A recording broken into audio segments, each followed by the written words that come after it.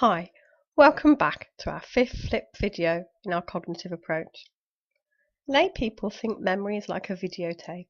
We record a perfect copy of what's happening, but Frederick Bartlett showed it isn't like that. This is from the cognitive approach, which emphasizes information processing inside the black box. They use a lot of experiments in labs. This shows good cause and effect, but it can have poor ecological validity. You can see I've highlighted the bit on the checklist to which this video refers. Have you ever played Chinese Whispers? It was so much fun. And as you got older, the fun came from trying to think up something that would make the last child, usually the youngest, have to say something rude. In 1932, Frederick Bartlett used a Chinese Whispers type thing, which we now actually call repeated reproduction, to show how fragile our memory is. He suggested that recall is subject to personal interpretations. People extract underlying meaning and make sense of it by fitting it into what we already know. He got a story and told it to some students. They were asked to retell it to other students, and so on, just like in Chinese Whispers. The story was unfamiliar to the students as it came from Native American culture. It's a bit disjointed and has some supernatural elements. Have a look at the next screen and take time to read the story.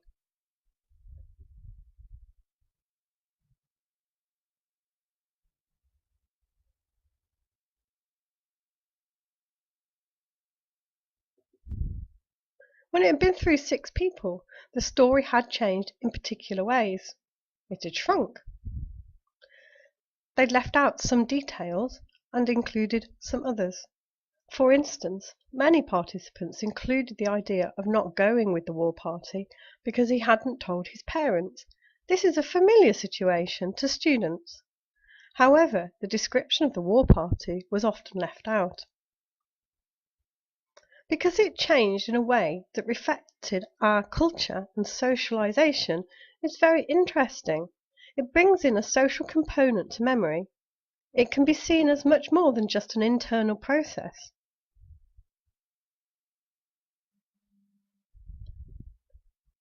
Bartlett had a similar study with repeated reproduction of a cat drawing.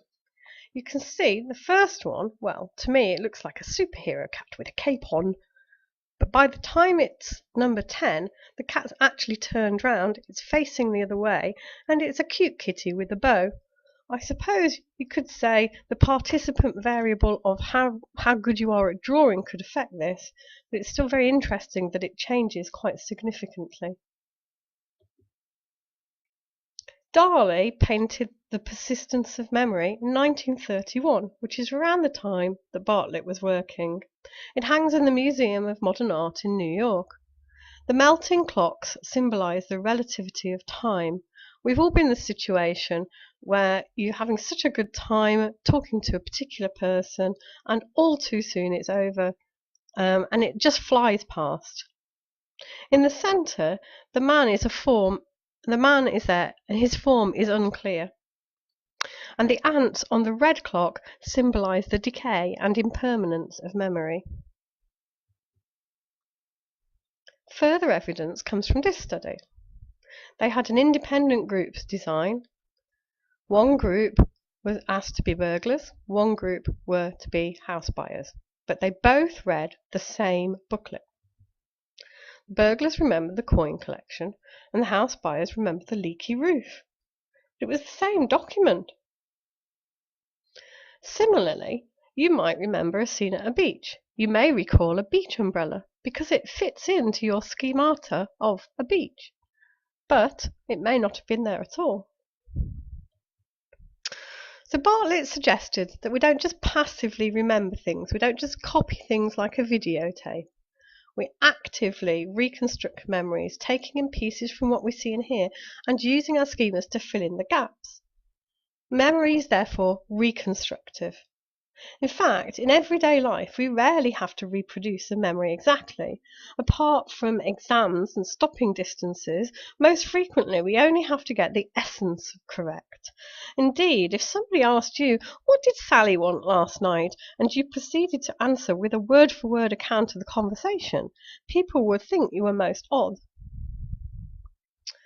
So, if you saw a crash like this, what you actually think you see might depend on your schema. If your schema is about boy racers, you might think the cats in the sports car were going too fast and blame them. If you have a schema about a granny in a car going too slow and holding everybody up, you might blame the poor kitty in the pink car. If you have a schema about a white van man not really caring, then you might blame the guy in the dumper truck. At incidents, police have two jobs. One is to stop witnesses talking together, because this can make your schemas converge. You'll see that police often separate witnesses at an incident. The other job is that when the police are actually asking witnesses about it, they have to be careful not to add in extra information when they're asking questions. We're going to go back to this later on in the course. Sadly, it matters quite a lot. In addition to these two cases, Jean Charles de Menezes was a Brazilian man.